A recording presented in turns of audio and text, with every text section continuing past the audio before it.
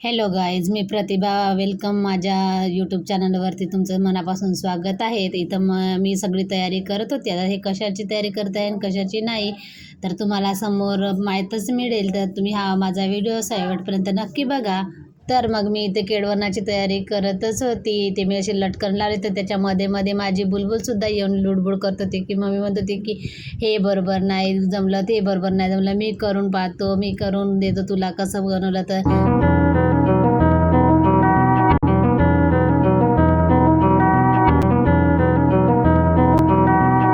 तर मग घरामध्येच होत्या त्या सगळ्या वस्तू आम्ही गोळा केल्या आणि असं तिथे हार, लटकणं आणि असं कापडावरती आम्ही असं कागदावरती लिहून सुद्धा त्याच्यावर असं चिपकवून सगळं तयार झालेलंच होतं. तर मग लक्ष गेलं स्वयंपाकाकडे. आता स्वयंपाकाची तर वेळ झालेली नव्हती, पण मला अजून काही बाकी तयारी करायची होती. म्हणून मी पटकन ते पहिले थोडासा नाश्ता वगैरे करून दिला, कारण मुलांना खूप अशी भूक लागलेली होती.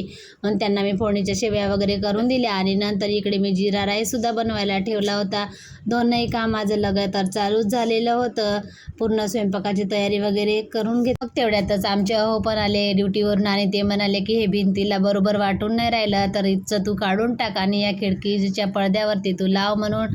मग नंतर मी खिडकीच्या पडद्यावर सुद्धा ट्राय केलं, खरंच खूप छान दिसत होतं. मग ते सगळं तयार करून मी ते चपात्याची सुद्धा तयारी केली. मी इकडे एवढ्या गरमीमध्ये ना स्वयंपाक करणं नकोसं वाटत होतं, तरी पण काय करता इलाज नाही, स्त्रींच्या जीवनामध्ये हे तर सगळं आहेच. मग इथे मी स्वयंपाकसुद्धा बनवून घेतला, छान अशा पूर्ण पोळ्या वगैरे बनवून घेतल्या. तर मग इथे माझ्या पूर्ण पोळ्या वगैरे झाल्या आणि मसालासुद्धा तयार शिजून झालेला होता. मग हिच्या पप्पांनी तिथं आणलं होतं चिकन. ते चिकन मी छान त्याच्यामध्ये मीठ वगैरे टाकून त्याला असं वॉश करून ठेवून दिलं आणि असं त्याला पन्नीतून बाहेरसुद्धा काढून घेतलं आणि छान असं त्याला धुवून वगैरे टाकलं, कारण आता इकडे आपण ग्रेव्ही वगैरे तयारी करून ठेवलेलीच होती. फक्त आपल्याला त्याच्यामध्ये चिकन सोडायचं होतं. तर असा आमचा पूर्ण दिवस पूर्ण कामामध्येच गेला आणि हा उन्हाळ्याचा दिवस ना सगळे कामं नकोसेच वाटतात, पण काय करावं, इलाज राहत नाही.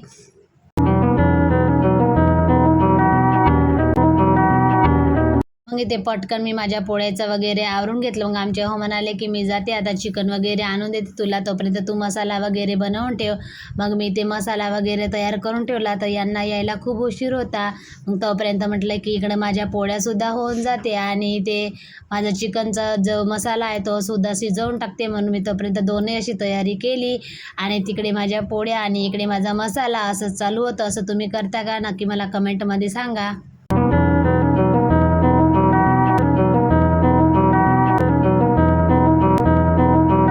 हे सगळी तयारी मी कशासाठी करत आहे, तर आज माझ्या भावाचं केळवण आहे.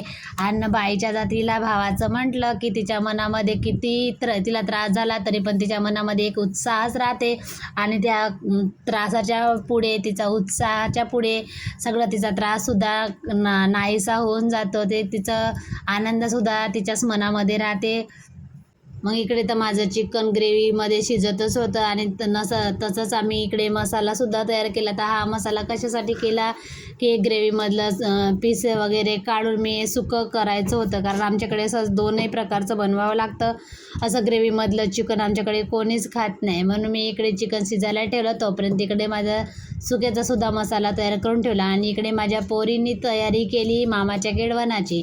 त्यांनी तांदळाने वगैरे जे घरामध्ये फुलं होते, झाडाचे पान होते, त्यांनी सगळं त्यांनी डेकोरेशन असं छान करून घेतलं.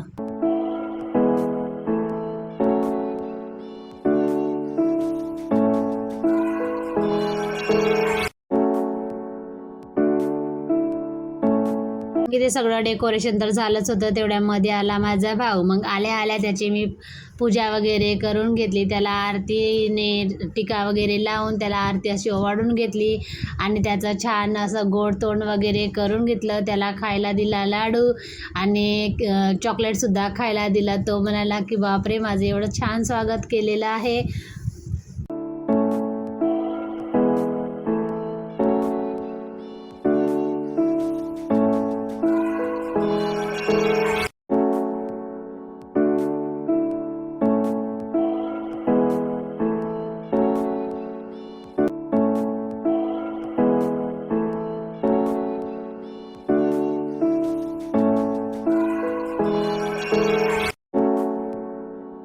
स्वागत वगैरे झालं, हासी मजाक मौज मस्ती करून झाल्याच्यानंतर म्हणलं आता एवढ्यानंच होणार नाहीत, मग आता जेवणाची सुद्धा तयारी करावी लागणार.